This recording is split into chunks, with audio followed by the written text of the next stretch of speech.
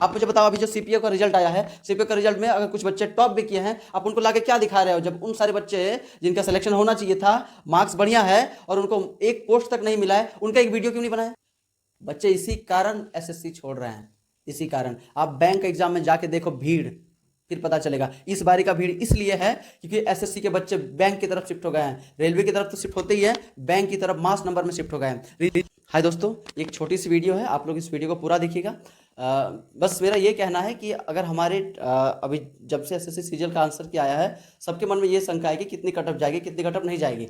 अगर भाई साहब मुझे बस इतना बता दो कि अगर कटअप 120 ही जाती है, अगर ये एग्जाम ही अनफेयर तरीके से हुआ है जैसे हमारे सारे शिक्षक बताए हुए हैं, मतलब हम लोग तो ढूंढने नहीं जाते हैं, सारे शिक्षक ही सारी चीज़ों को एक्यूमुलेट करके हम लोग को सीधे दिखाते हैं।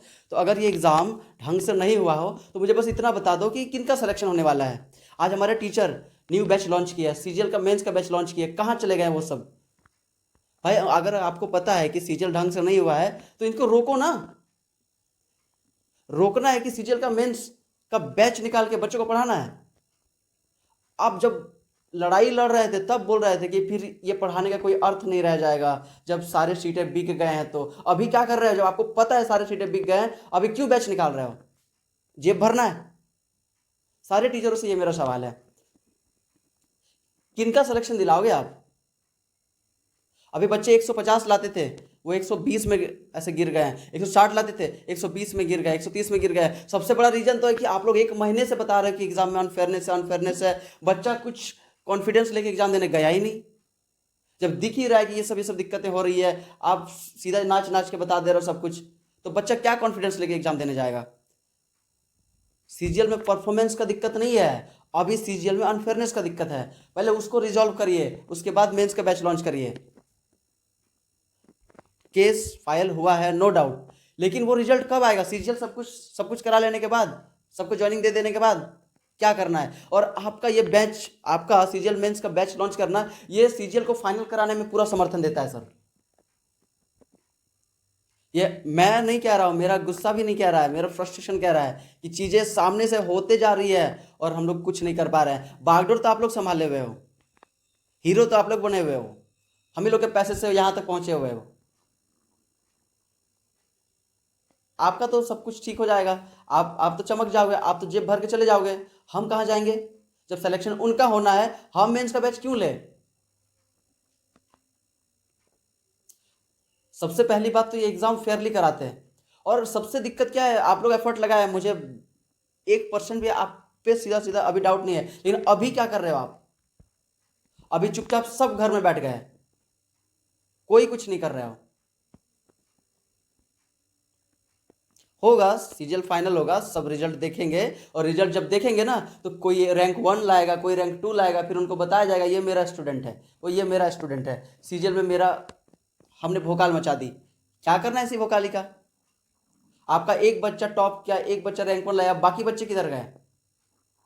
वो बच्चा ऐसे भी टॉप करेगा, जो बच्चा टॉप कर रहा है, अच्छा लड़का है, वो ऐसे भी टॉप करेगा।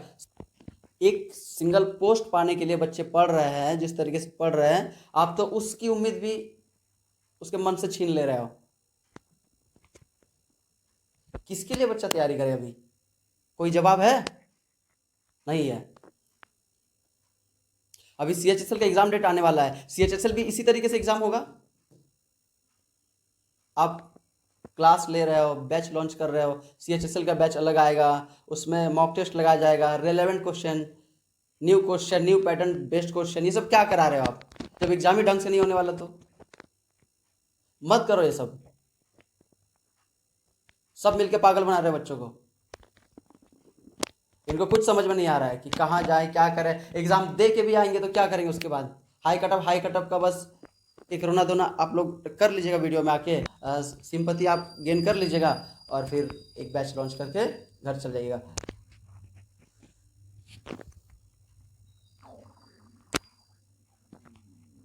अब एग्ज़ाम आएगा सीएचएसएल का, रिजल्ट आएगा सीजीएल का, सीपीओ का रिजल्ट आया। सीपीओ का रिजल्ट में आपने क्या करा? हाई कटअप बोल करके बच्चों का रैंक दिखा लिए, बच्चे खुश भी हो गए, रैंक 1 रैंक 2 रैंक 3, इतना हाई कटअप का क्या समाधान है? कुछ बच्चों का मार्क्स बहुत ज़्यादा है, सिलेक्शन नहीं हुआ है। ये अनफेयरनेस के हिसाब से आप लोग का मतलब जिस तरीके से अनफेयरनेस है, आप मुझे बता दो क्या खुशियाँ मना रहे हो आप मुझे बताओ। अभी जो सीपीओ का रिजल्ट आया है, सीपीओ का रिजल्ट में अगर कुछ बच्चे टॉप भी किए हैं, आप उनको लाके क्या दिखा रहे हो? जब उन सारे बच्चे जिनका सिलेक्शन होना चाहिए था, मार्क्स बढ़िया है और उनको एक पोस्ट तक नहीं मिला है, उनका एक वीडियो क्यों नहीं बनाया? उनका तो सिलेक्शन हो गया रैंक 1 का, छोड़ दो उनको। इस बच्चों का वीडियो बनाओ, इन सारे बच्चों का वीडियो बनाओ जिनका मार्क्स बड़ा अच्छा है और उनका मेरिट में नाम नहीं है। क्या मतलब है यार? जब लड़ाई लड़ रहे थे सबको मिल करके, एक तो प्रोटेस्ट भी हुआ, लीडर के चक्कर में उसको भी खत्म कर दिया सब। अपने तरीके से लड़ाई लड़ना है, सब लड़ो अपने तरीके से लड़ाई, कुछ नहीं करना है सीजीएल के लिए। ये सीजीएल फाइनल होगा, अगला सीजीएल के लिए सुनवाई होना है, ठीक है? अगला सीजीएल के लिए सब कुछ सुधारना है, इस सीजीएल को जाने दो। सीजीएल की छोड़ो, फेज 13 भी था, स्टेनो भी था, सब गया ऐसे ही। बच्चे इसी कारण एसएससी छोड़ रहे हैं, इसी कारण। आप बैंक एग्जाम में जाके देखो भीड़, फिर पता चलेगा। इस बारी का भीड़ इसलिए है क्योंकि एसएससी के बच्चे बैंक की तरफ शिफ्ट हो गए हैं। रेलवे की तरफ तो शिफ्ट होते ही है, बैंक की तरफ मास नंबर में शिफ्ट हो गए हैं। रीजन क्या है? एसएससी का अनफेयरनेस। और आपको सब कुछ पता है, आप बागडोर संभाले हुए हो, लेकिन आप इस तरीके से लड़ रहे हो कि एक साइड से लड़ रहे हो, एक साइड से सीजीएल मेंस को सपोर्ट कर रहे हो। किस टाइप से सपोर्ट कर रहे हो? मेंस का बैच लॉन्च कर रहे हो, मेंस के बच्चों को पढ़ा रहे हो। मेंस के बच्चों के क्या अभी तक तो ये भी नहीं पता कि कौन सा बच्चा मेंस पे बैठने वाला है, कौन सा नहीं बैठने वाला है, कितना कटअप जाने वाला है, आप तो ये भी नहीं बता पा रहे हो। बच्चे तो इवन इस संशय में अगर मान भी लेते हैं कुछ परसेंट सही होगा, कुछ सीटें आएंगी, तो कौन से बच्चे मेंस की तैयारी करें? 109 वाले, 110 वाले, 90 वाले, 120 वाले, 125 वाले, 130 वाले, 135 वाले, कुछ पता है? एक्सपेक्टेड कटअप एक काम करना, 120 नंबर लिख दीजिएगा और 20 नंबर आगे पीछे कर दीजिएगा, इसी के बीच रहने वाला है कटअप। ये सब तो चीजें हैं।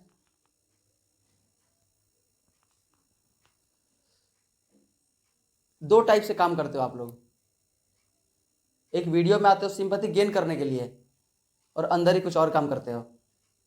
छोड़ना क्या फर्क पड़ता है? हमारा रिजल्ट आ रहा है, हमको बस दिखाना है कैमरे पे। उम्मीद करते हैं सर आप लोग इस पे वीडियो बनाइएगा, कुछ बोलिएगा,